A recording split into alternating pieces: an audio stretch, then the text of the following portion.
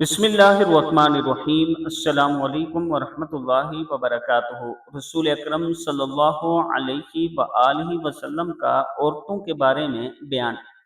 رسول اکرم صلی اللہ علیہ وآلہ وسلم نے ارشاد فرمایا، عورت اپنی حالت حمل سے لے کر بچہ جننے اور دودھ چھڑوانے تک فضیلت و ثواب میں ایسی ہے جیسے اسلام کی راہ میں سرحد کی نگہبانی کرنے والا، جس میں ہر وقت وہ مجاہدے کے لیے تیار رہتا ہے، اور اگر عورت اس درمیان میں مر جائے تو اس کو شہید کے برابر ثواب ملتا ہے۔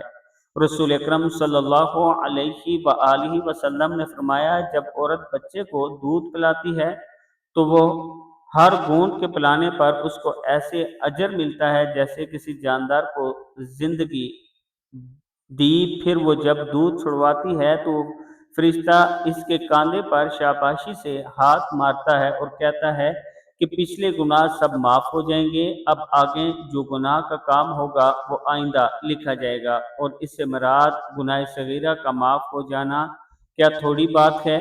اللہ تعالی ہم سب کو اس پر عمل کرنے کی توفیق عطا فرمائے۔ وہ عورتیں جو بچوں کو دودھ پلاتی ہیں، اپنے بچوں کی اچھی تربیت کرتی ہیں، ان کے لیے بہت زیادہ اجر و ثواب ہے۔ ان کے مرنے کے بعد بھی ان کی اولاد ان کے لیے دعا کرتی رہتی ہے اور ان کو اجر و ثواب ملتا رہتا ہے۔